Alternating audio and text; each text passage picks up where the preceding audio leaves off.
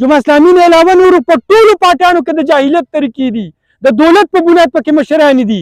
د امان علاوه چې څومره پارټیانو ټیکټ په دې حلقه کې ورکړی دی، یو کس په اهلیت باندې نه دی ورکړی، خپل غریب کارکون ته نه دی ورکړی، په میرټ باندې نه دی ورکړی، د خدمت او د قربانۍ په جذبه باندې نه دی کتلی، نه دی ورکړی، د روپو بورې کتلې دی هغې ته یې ورکړي دی. والصلاة والسلام علی رسوله محمد وآله واصحابه اجمعین. اعوذ بالله من الشیطان الرجیم. بسم الله الرحمن الرحیم. ولو انهم اقاموا التوراة والانجیل وما انزل الیهم من ربهم لاکلوا من فوقهم ومن تحت ارجلهم. صدق الله العظیم. محترم ارباب جمیل صاحب، محترم مبارک شاه رور، عزت خان صاحب، ملک شرف صاحب، طیب رور او زما د علاقې انتهایی خوږو او ما سره په کلمه باندې شروع کړو. السلام علیکم ورحمت الله. ارباب صاحب تاسو ته تقریبا 30 منټ تقریر وکړو، خو کمال دا دی چې دا ټول تقریر د ځان دپاره د وټ دپاره نه دی غوستی، یو د سکول ټیچر زوی درته ودرولی دی او د هغه دپاره یې دنه وټ اغوستو. اصل اخلاص دکه دی. د دې ارباب صاحب والد محترم ارباب سعید رحمت الله علیه زموږ د دې صوبې د جماعت اسلامي امیر پاتې دی. که په جماعت اسلامي کې په ټکټونو باندې او په عهدو باندې او په پلیټونو باندې او په کیکونو باندې جګړې وی که نه، نو نن به زه د چنغړک نه نیولی و چې ته څوک یې چې ته به د سکول ټیچر زوی به راځي او به کینډیډیټ کېږي. خو الحمدلله جماعت اسلامي کې داسې نه ده. دا دوه ټکي د قوم له پکار چې دی حق او باطل پیژندلی وي، ټیک او غلط پیژندلی وي. تاسو ته زه یو خبره کوم او همیشه تاسو اورېدلی دي، چېرې د خلفای راشدینو نظام او د اسلامي نظام دا څه څیز دی. بس دکه درته په یو څو ټکو کې ویم. اسلامي نظام دې ته وایي چې په هغې کې به مشري او کشري چې وي هغه به د ایمان او تقوا په بنیاد وي، د دیانتدارۍ او د پاکیزګۍ په بنیاد وي، د کمیټمنټ او د قربانۍ په بنیاد وي، د خدمت او د الله او د الله د نبي صلی الله علیه وسلم د وفادارۍ په بنیاد وي، د مخلوق خدا د خدمت په بنیاد وي. په دغه بنیادونو پکې مشري وي. د دې مقابله کې چې کوم د جاهلیت طریقې کار دی، هغې کې به مشري د موروثیت په بنیاد وي، د سردار زوی به سرداري، د پارټۍ د لیډر زوی به لیډري او د لیډر لور به لیډري. دغه طریقه به چې دا په صحابه کرامو کې وه. د حضرت ابوبکر صدیق چې د امت مشر شوی و، نو دا ټولو کې مالداره نه و. د حضرت عمر چې مشر شوی و، دا د هغه د تره زوی یا د ترور زوی یا ورور یا زوی نه و،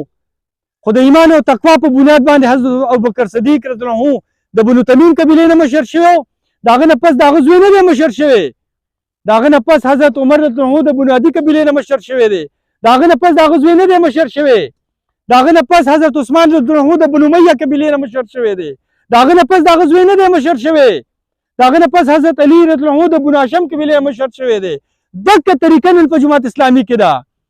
دغه څیز دی چې یو امیر د جماعت اسلامي قاضي حسین احمد صاحب د نوخار نه راځي، بل امیر سید منور حسن صاحب د کراچۍ نه راځي، بل امیر سراج الحق صاحب د دیر نه راځي.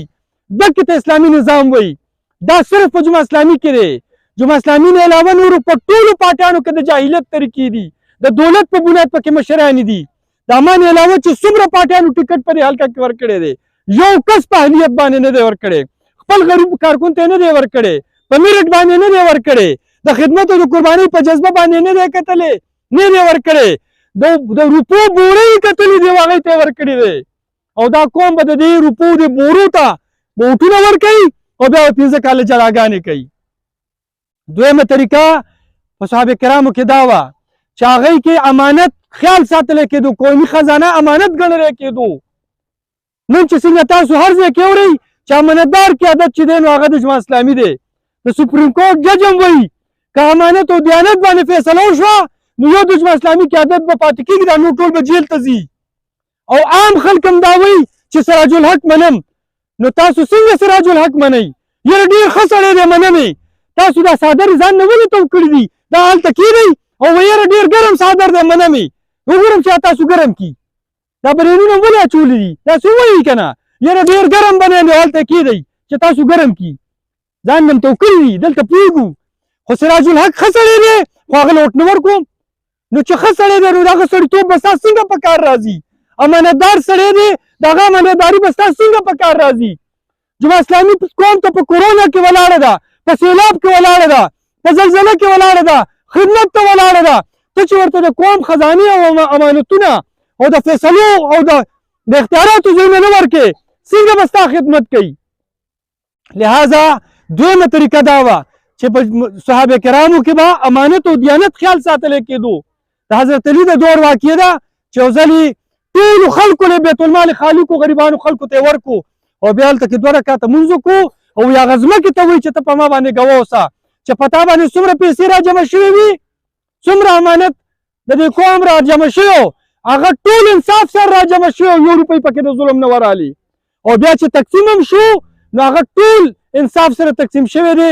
1 روپۍ پکې ما خپل مخ ملازه نه ده کړې او نه مې خپل رشته دار پکې پاللی دي.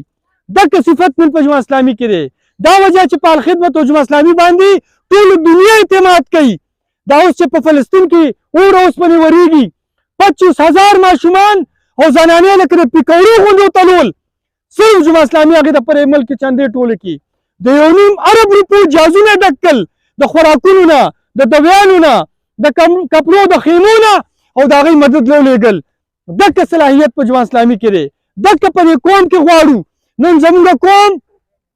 کرپشن او غلا ده. دلته کې چې کم وړه تاسو ته په 30 روپۍ کیلو میلاوېدل پکارو هغه تاسو نه په 150 روپۍ کیلو میلاوېږي. دا ټولې پیسې قومي خزانې ته ځي او هلته نه په سود کې امریکې ته او IMF د ورلډ بینک ته ځي او هغې نه چې پاتې شي نو هغه د دې خلکو په کرپشنونو او غلاګانو کې ځي. هغې نه چې پاتې شي بیا د دې عیاشانو کې ځي. هغې نه چې پاتې شي نو بیا انصاف سره د وسایلو تقسیم نه کوي. د غریب سړي پکې خیر او ځای نشته. دغه نظام د جماعت اسلامي راولي چې په هغې کې به د کمزوري او د غریب خیر وي. حضرت ابوبکر صدیق متعلق واقع مشهوره ده. کله چې هغه امیر شو مشر شو نو خلکو ته تقریر کړو چې تاسو کې د کمزوري دپاره زه کمزور یم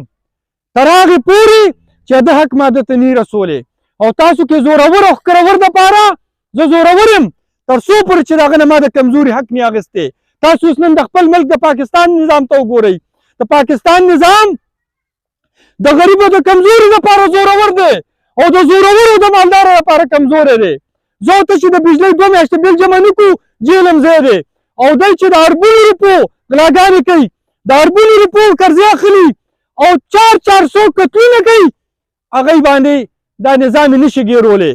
ټول قوم ته دا ګیله ده چې زمونږ نظام کې غټ غل نه ګیرېږي، کمزوری پکې ګیرېږي. دا نظام به څنګه بدلېږي؟ دغه نظام ته جماعت اسلامي بدلوي. په دې نظام بدلولو کې د غریب او د کمزوري خیر دی. تاسو خپل د خیر ځای وپېژنئ، د دې خپلو بچو مستقبل وپېژنئ. ټولو دنیا مزیو کې په دې باندې ښکلي نظامونه خلکو جوړ کړي دي. دا سنګاپور 24 سنګاپور چې راجمع کړي دا یو پاکستان ته د لوی دی او د 24 پاکستانو خزانې چې راجمع کړي د یو سنګاپور خزانه کې ته پیسې ډېرې دي. یو ګز سړک پکې مات نشته دی، یو ماشوم پکې د سکول نه بهر نشته دی، یو غریب سړی پکې د علاج نه دی محرومه، یو کس پکې اوبه نه اوبه کېږي، یو منټ نه پکې بجلي نه ځي، هېڅوک پکې نه ذلیل کېږي، یو پولی چس پکې نشي پیدا کولی. دا نظام د جماعت اسلامي راولي. خپل ځای وپېژنئ، خپل د مفاد ځای وپېژنئ. والله په ځان خو هم رحم ونه کړو، په دې بچو باندې رحم وکئ. د ملک دا نظام ټیک کئ. دې اړخ نه د نیا چین دی 10,000 ډیمونه جوړ کړل. څومره ډیمونه به دا پټي اوبه کوي، څومره نیرونه به ترې تلي. تاسو دلته یو لپو پوله به دې لښتو کې ځایېږئ. دا خو د اربابانو زنګونونو پورې په ځانګړي باندې نه کېږي. دې دپاره به د ملک نظام سمولي. څومره نیرونه، څومره سیندونه به تلي، څومره به پټي به پرې باندې اوبه کېږي، څومره خلکو ته پکې روزګار میلاوېږي، څومره غلې او فروټ او سبزیانې به پیدا کېږي، څومره به په دې بجلۍ باندې کارخانې چلېږي، څومره بچو ته به پکې روزګار میلاوېږي. دغه نظام د جماعت اسلامي راولي. دې اړخ نه د انډیا ده 4,000 ډیمونه جوړ کړل. هغه بله ورځ مودي اعلان وکړو 81 کروڑ خلکو ته به وایي، غریبانو خلکو ته به غنم او وریجې په مفت ورکوو. دغه ایران دی، اړخ ته ایران دی. یو کس پکې اوبه نه اوبه کېږي،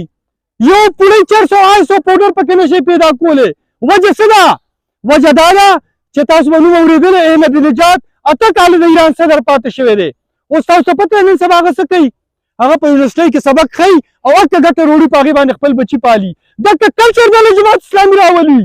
دا حافظ احمد خان صاحب دا چې کوم زموږ دلته نه د MA کینډیډیټ دی او ارباب جمیل صاحب حواله ورکړه، دا 15 کاله منسټر پاتې شوی دی. اربونه روپۍ کیش کراپ د زکات غونې منسټري هغې منسټر پاتې شوی دی. نن په هرا په دې شالم کې سکول دی هغې کې استادي کوي ولې په خپل ځان رحم نه کوئ دغه نظام د جماعت اسلامي راولي موږ دا خبره کوو چې جماعت اسلامي که په اقتدار کې راله هغه نظام دله سموي هغې کې به د غریب خیر وي په هغې کې به د کمزوري خیلي ما بله ورځ د سکرټریټ نه لیست راویستو 4 ځلې په دې صوبه باندې د مسلم لیګ وزیر اعلی رالی دی 3 ځلې د پیپلز پارټۍ وزیر اعلی رالی دی 2 ځلې د MP وزیر اعلی رالی دی 2 ځلې د JUI وزیر اعلی رالی دی 2 ځلې د PK وزیر اعلی رالی دی ولې په جماعت اسلامي څه چل شوی دی ټولو کې آنست خلک ټولو کې د جمهوري کلچر والا خلک ټولو کې ستاسو نه غریبان کارکران چې ستاسو غوندې خلک درته الیکشن ته ودرئ زما نه علاوه دا ټولې پارټیانې ټکټ ارباب او خان او نواب او چودري او سردار له ورکوي او اوټ د دې غریب ولس نه غواړي جماعت اسلامي درته غریب کارکون ودرئ او که بیا د نه اوټ حق غواړي نو حق دی دا ټولې پارټیانې په دې کې د غریب کارکون ځای نشته دی په مسلم لیګ کې که 30 سال یو کس پاتې دی خو چې هغه غریب دی د هغه ځای پکې نشته دی د مسلم لیګ کارکنان د مسلم لیګ مالکان نه دي مریم نواز او نواز شریف مالک دی د MP مالکان د MP کارکنان نه دي اسفندیار او د هغه زوی مالک دی د JUI مالکان غریب کارکنان او علما نه دي فضل الرحمن او غلام علي او د هغه زوی او ورور مالکان دي د پیپلز پارټۍ مالکان د پیپلز پارټۍ کارکنان نه دي زرداري او د هغه زوی مالک دی خو د جماعت اسلامي مالک سراج الحق نه دی هغه ما امیر جوړ کړی دی دوی نه مخکې ما زما په اوټونو باندې او د دې جماعت اسلامي د ارکانو په اوټونو باندې 55,000 ارکان دي د جماعت اسلامي ښځو او سړي د دې اوټونو باندې موږ خپل امیر جوړو کله د کاکا صاحب نه جوړو کله د کراچۍ نه جوړو کله د دیر نه جوړو دغه جمهوري کلچر یو داسې ځای چې د غریب ولس پکې خیر وي نو دا درته درخواست کوو چې تاسو جماعت اسلامي سره مرګتیا وکئ ستاسو د کلي نه دا کم چې مولانا سیم الرحمن صاحب ولاړ دی ودرېدو ټکټ یې وله ورنکړو صرف د دې وجې نه چې غریب دی دی چې په 2002 کې الیکشن ته ولاړو نو تا حلقه خو PK 8 خو دی په PK 9 زموږ په حلقه باندې ولاړو تاسو ولې خپله اوټ نو ورکړی په دې حلقه آصف اقبال و زموږ په حلقه باندې ولاړو ده نه تپوس وکئ ما ته او ده ته تعداد نه دی معلوم چې دله ما څومره جلسې کړي دي زه د PK 9 هغه ټایم د جماعت اسلامي امیر وم ما ولې په خپل کلي کې 4 جلسې کړي دي دا مې در باندې حق دی دا بدل به خلاصوئ ستاسو د کلي سړي له مې په بوډۍ کې جلسې کړي دي او اوټ به له غوستی دی په دغه بنیادي کې به راله اوټ غواړئ مدعیان به راله جوړېږئ د میرټ په بنیاد هغه ټایم کې زنده‌باد بس هغه ټایم کې هغه په میرټ ولاړو موږ به هلته کې اوټ غوستی دی نن زه جماعت اسلامي په میرټ باندې ودرولې ما تاسو به راله اوټ غواړئ او دا خبره هم درته وکړم چې اوټ به خرڅوئ نه دا کم سړی چې اوټ خرڅ کړي که نه دی به جوړې ما ډېره توره وکړه دې پورې ته یو لطیفه وایم وایي ماشومانو چپ شئ یو غریب کلیوال سړی و هغه وایي چې ښار ته لاړو یو لوی بلډینګ ته ودرېدو او بلډینګ چې کتل یو ښاری پرې راغلی ویې لکه څه ګورې وایي دا چتونه شمارم وایي څو چته دې وشمارل وایي 10 چته مې وشمارل وایي ښه راکړه 10 روپۍ دا خو روپۍ چت دی وایي بس دې غریب نه 10 روپۍ وشتې دی چې کلي ته رالو بوډنۍ ته یا بنیادي ته داسې ډېر تان کر ګرځېدو خلکو ورته ولې فلان کې ښار څه چل دی کړی وایي نن مې ښاری دوکه کړی دی وایي ولې څنګه وایي چتونه مې 10 شمارلي وو او هغه ته مې وایي چې 10 مې شمارلي دي نو دا څوک چې اوټ خرڅ کړي که نه نو دی وایي جوړې ما 200 روپۍ وشي ما ډېره توره وکړه خبر نه دی چې په ړومبۍ میاشت کې به در باندې بجلی بل 500 روپۍ زیات راځي د غوړو توړه به درته 500 روپۍ ګرانۍ د غوړو ټونګې به درته 500 روپۍ ګرانۍ او که هسپتال ته لاړې نو په دوايانو کې به نه 500 زیاتې علي نو په دا یو میاشت کې د 2000 خو واپس کړي نو بیا یو میاشت خو نه ده که نه بل الیکشن ته خو 12 5 60 میاشتې پاتې دي 15 کاله دي او په یو کال کې 12 میاشتې دي نو 12 5 60 میاشتې نو هره میاشت بیا ته 2-3 سره سیوا ورکې نو دا کوم تورې کار دی وکړو لہذا اوټ به خرڅو نه اوټ به انشاءالله حقدار ته ورکو په دې اوټ باندې به انشاءالله تبدیلي راولو بعضې خلک د مایوسۍ خبره کوي وایي یاره زمونږ یو اوټ دی په یو اوټ نه کېږي نو 2 اوټونه خو قانوني توره مچول منې دي ته 2 اوټونه خو نه شي اچولی همدا یو به اچوې که نه یو به اوټ اچوئ او الیکشن ته پوره یو میاشت پاتې ده نن 7 تاریخ دی په بل 8 تاریخ باندې الیکشن دی که تاسو روزانه 10 15 20 کسانو سره خبره کوئ چې بهی ټولو مو کتل دې زموږ د ترازو د سراج الحق او د حمدالله جان او د ارباب جمیل دی دا به کوئ که به نه کوئ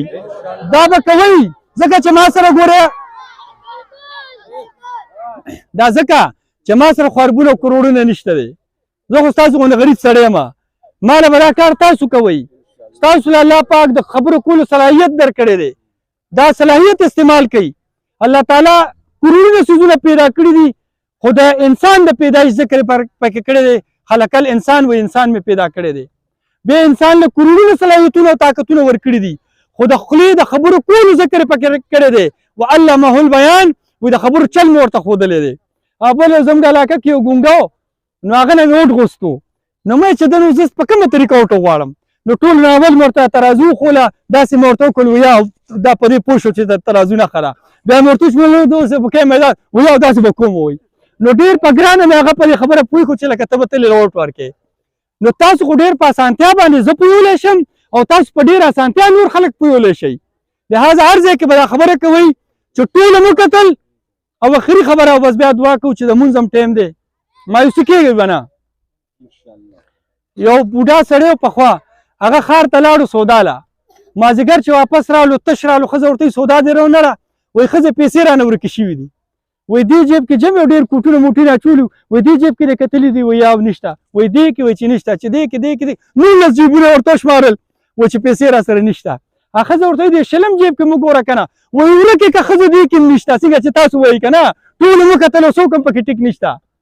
هغه بهرحاله ښځه پوهه وه چې اسلامي کارکونه وه هغه نه مایوسه کېده مایوسي خو ګناه ده که نه اوبه وبې پوس کولو سړی دلاسه کړو ورته وایي ته خو ګوره دې شلم جیب کې که نه هغه چې هغې کې لاس ومنډلو او پیسې هغه شلم جیب کې راووت قسم دی دا تاسو چې په کم د جمهوریت په نوم باندې په ولسواټۍ پسې لاړئ د پښتو په نوم MP پسې لاړئ د تبدیلۍ په نوم PTI پسې لاړئ د اسلام په نوم باندې JY پسې راغلی قسم درته خورم چې دا ټول څیزونه جوا اسلامي کې ورته راغلی زه ورته خدای ګواه کوم چې دا ټول څیزونه جوا اسلامي کې پکې راغلی لهذا دې له مایوسه کېږئ مه او کلک به ودرېږئ راته وایي چې دلته کې کم 200 کسان ناست دی دا 200 کسان نه دي دا 200 کسان چې هر یو کس روزانه یو ټم غواړي نو 30 سوټونه شول 200 ضرب 300 خو 60,000 جوړیږي 60,000 نه تاسو صرف په خپل کلي کې بنیادي کې مال 2000 روټ راکئ او دا حلقم ګټلې والی زموږ په هر ځای کې تنظیمونه دي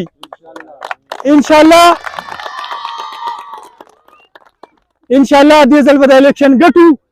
تاسو به مرستیال جوړیږئ او د نږدې علاقې او د لرې علاقه خبره هم نه ده زمونږ مشران حضرت ذوالقرنین زموږ مشر تیر شوی دی قرآن کریم په سورې کاف کې ذکر کړی دی و چې داسې علاقې فتح کړي لرې لاړو چې د هغه خلکو په ژبه وایي نه پوهېدو ولا یکادون یفقهون قولا دا خلکو په ژبه نه پوهېدو خو قرآن وایي هغې سره یې انصاف کړی دی الحمدلله مونږ د حضرت ذوالقرنین بچي یو مونږ دا به نه وایو چې ګینه زه بوډۍ یم او دا خو لرې ځای دی انشاءالله چې مونږ الیکشن وګټو نو اولنۍ خبره خو دا ده چې دې علاقې MP باب جمیل صاحب وي د دې علاقې MP به دا مبارک شاه وي تاسو له به انشاءالله چې منډه نه درکوو او دویمه خبره ده چې مونږ انشاءالله وسایل انصاف سره به د وسایلو تقسیم کوو بالکل انصاف سره څنګه چې دې بوټي ته خوراک خیږي او لاندې نه تاسو وګورئ ټولې پاڼې یو شانتې دي داسې نه ده چې څه پاڼې پکې د خانه کوم غټې غټې دي او څه پکې وړې دي دقه رنګ انصاف سره به انشاءالله د وسایلو تقسیم کوو او دا ظلم او د ناانصافیانو به ختمو پاکستان کې 1 کروڑ نوجوانان 400 پاؤڈر او آئس کی څومره 1 کروڑ نوجوانان انشاءالله دا 400 پاؤڈر او آئس نه بل بچی پاکو لہذا دې زموږ ورګتیا وکړئ دا نظام بدلو او انشاءالله دا به زموږ په دنیا کې هم د عزت او د افتخار ذریعہ ګرځي د خوشحالو